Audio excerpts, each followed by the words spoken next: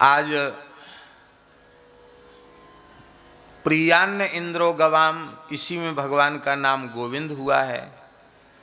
और आज हमारे श्रीधाम वृंदावन की एक विभूति परम पूज्य प्रातः स्मरणीय श्री गोविंद दास जी महाराज, आज उनको ब्रजरज प्राप्ति हो गई। आपने दर्शन किया होगा, नाम सुना होगा। पहले चैतन्य कुटी के श्री महंत पद पर वही विराजमान थे। परम विद्वान, कई विषयों के आचार्य थे वो, और ऐसे सरल थे जैसे 5-7 वर्ष का बालक, इतने सरल थे। इस प्रकार का अमानी भाव उसी में संभव है जिसे भगवत तत्व की अपरोक्षानुभूति हो चुकी हो। हमारे अपने विश्वास के अनुसार हम उन्हें भगवत प्राप्त संत मानते हैं। हम अपना विचार आप पे थोप नहीं रहे हैं, अपने भाव की बात कह रहे हैं। इस प्रकार के जो दिव्य लक्षण हैं वो भगवत प्राप्त पुरुष के ही होते हैं। जैसा उनका दिव्य जीवन, निर्लोभ, निष्काम, अमानी, निरंतर भगवत लीला में डूबे रहने वाले। और अभी कुछ दिन पहले ही तो हम उनका दर्शन करने आए थे, सुना था स्वस्थ हैं, दर्शन करने आए थे, करके आए थे। हमारे प्रति उनका इतना प्रेम था।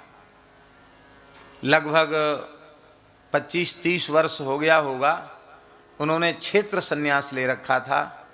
वृंदावन के सीमा के बाहर वे नहीं जाते थे, वृंदावन पंचकोशी के बाहर नहीं जाते थे।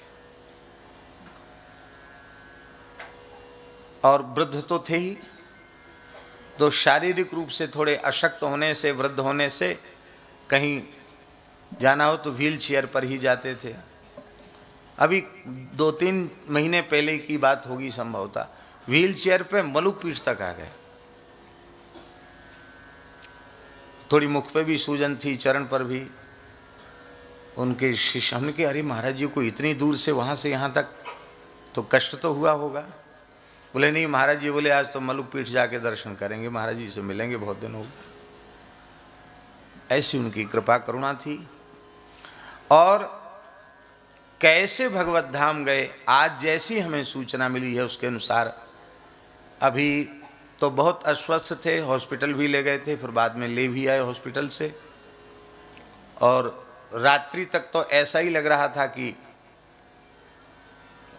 मूर्छा पता नहीं दूर होगी कि नहीं।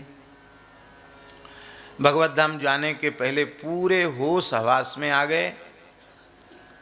और लगभग रात्रि को 2 बजे से ही जोर जोर से राधा राधा राधा ऐसे चिल्लाने लगे। वो कई दिन से बोल नहीं रहे थे, और लगातार उनकी धुन बढ़ती चली गई। और फिर लोगों ने भगवान का चरणामृत, गिरिराज जी, शालिग्राम जी का चरणामृत गंगा जल में उतार कर, जैसे ही तुलसी जल गंगा जल मुख में पहुंचा है, नाम लेते लेते देह त्याग किया।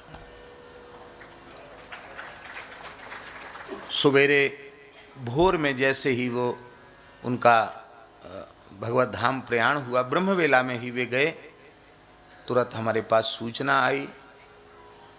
हम लोग भाव से उनके उस उत्सव में हम लोग सम्मिलित होते हैं और उनके चरणों में हम लोग प्रणाम करते हैं। ऐसे महान संत का जीवन भी मंगलमय है और उनका देह विसर्जन भी मंगलमय है। इसलिए भागवत जी की टीका में लिखा है, जीववा मरवा साधो। क्या लिखा है? हाँ।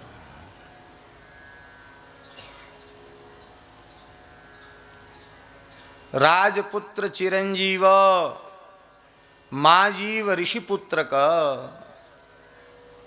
पंडित बंशीधर जी ने लिखा है, राजपुत्र चिरंजीव। अरे राजकुमार तुम लंबी उम्र पाओ। क्यों? कोई पूर्व में पुण्य किया था तो राजकुमार बने, बिना कमाए बिना श्रम के राजकुमार हो गए। किला मिल गया, खजाना मिल गया, नौकर चाकर मिल गए, हाथी घोड़ा मिल गए, मौज लो, पुराने पुण्य का फल है। बाद में तो फिर एक सिंहासन चढ़ चले, एक बंधे जंजीर। उन्मुक्त भाव से भोग करोगे तो नरक तो जाना पड़ेगा, इसलिए बाद में तो तुम्हें कष्ट भोगना, इसलिए चिरंजीव जब तक जियो, लंबी उम्र पाओ, खूब मौज से रहो। माँ जीव ऋषि पुत्र का, अरे ऋषि कुमार तुम ज्यादा लंबे समय तक मत जियो। क्यों? ब्राह्मण अकिंचन होता है, तपोधन होता है, जब तक जिएगा तब तक कठोर तपस्या करनी है। और तपस्या का फल क्या है? भागवत जी में भगवान श्री कृष्ण का वचन है, ब्राह्मणस्य शरीरोयम क्षुद्र कामाय नेष्यते कृच्छ्राय तपसे चेह प्रेत्यानंत सुखाय च। तो तुमको तो देह त्यागने के बाद यदि विशुद्ध ज्ञान भक्ति मिल गई होगी तब तो भगवान के धाम को जाना है। और मान लो वहाँ तक न भी पहुँच पाए हो तो भी तुमने वैदिक धर्म का आचरण किया है तो तुमको पुण्य लोकों में जाना है, तो पुण्य लोक में तो बढ़िया बढ़िया भोगने को मिलेगा। इसलिए तुम तो जल्दी पधार जाओ, जाओ अच्छी जगह जाओ, यहाँ काय कष्ट पा रहे हो। इसलिए माँ जीव ऋषि पुत्र का और संत साधो, बोले जीव वा मरवा साधो, महात्मन तुम तो चाहे जियो और चाहे मर जाओ। क्यों? अरे भाई महात्माओं के लिए ऐसा क्यों, चाहे जिंदे रहो चाहे पधार जाओ? बोले इसलिए जब तक जियोगे तब तक खूब राम नाम लड्डू, गोपाल नाम खीर, हरि को नाम मिश्री आए घोर घोर पी। तो आनंद लोगे जीवन भर, राम राम कृष्ण कृष्ण गाओगे, खूब भजन करोगे। तुलसी के दुहू हाथ मोदक हैं ऐसे ठाऊं, जाके जिए मुए सोच करे है न लरी को। जब तक जियोगे भगवत गुणगान करोगे, इसलिए चाहे जियो। और फिर शरीर पूरा हो जाएगा तो भी कोई घाटे की बात नहीं, क्योंकि फिर ठाकुर जी की अंक मिलेगी, ठाकुर जी की अंक माल मिलेगी, भगवान आलिंगन करेंगे, लेने आवेंगे। इसलिए तुम चाहे जीवित रहो और चाहे तुम अपने शरीर की अवधि पूरी करो, तुम्हारे लिए तो जीवन और मरण दोनों ही मंगलमय है। बस बात इतनी सी है कि इन महात्माओं के जीवन चरित्र से हम लोग यह प्रेरणा लें कि हम लोगों का जीवन भी ऐसा बन जाए कि हम लोगों की मृत्यु सुधर जाए। अंतिम क्षण में जहां चित्त की वृत्ति रहनी चाहिए वहीं चित्त की वृत्ति संतों की स्वाभाविक रूप से मृत्यु के क्षण में पहुंच जाती है। जैसे विद्यार्थी, आचार्य जी, विद्यार्थी साल भर पढ़े और 4 घंटे नहीं, हम कहते 8 घंटे 10 घंटे पढ़े और परीक्षा के समय सब भूल जाए पढ़ा लिखा, तो परिणाम आए तो 0/0। फिर लोग कहें भैया कहा कि ये तुमने इतने फीस स्कूल की, यों त्यों दुनिया भर का, फेल कैसे हो गए? अरे पिताजी आप देखते नहीं, हम तो 8-8 घंटा पढ़ते थे। तुम 8 घंटा नहीं, तुम तो 24 घंटे पढ़ते थे, लेकिन फेल हो गए। इसका मतलब तुम्हारी पढ़ाई तुम्हारे काम नहीं आई।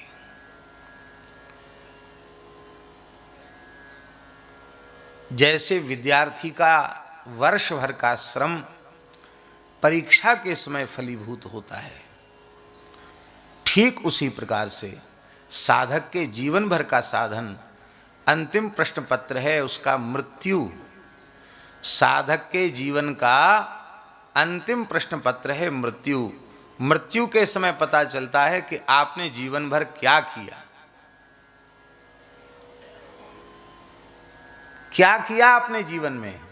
जो करोगे वही आपकी स्मृति में आवेगा। इसलिए इस प्रकार का साधन हर बुद्धिमान मनुष्य को कर लेना चाहिए कि मृत्यु के क्षण में उसे संसार की स्मृति न रह जाए, शरीर की स्मृति न रह जाए, शरीर के संबंधियों की स्मृति न रह जाए। मृत्यु के क्षण में केवल और केवल भगवान की स्मृति रह जाए। ये अत्यंत आवश्यक है, अपेक्षित है। बोलो भक्तवत्सल भगवान की जय। तो हम व्यासपीठ से पूज्य संतों की ओर से, आप सबकी ओर से, श्री गोविंदास जी महाराज जिनको वृंदावन की दिव्य रज प्राप्त भई है, उनके चरणों में हम प्रणाम करते हैं, उनके चरणों में अपनी भावांजलि निवेदित करते हैं। जय जय श्री राधे।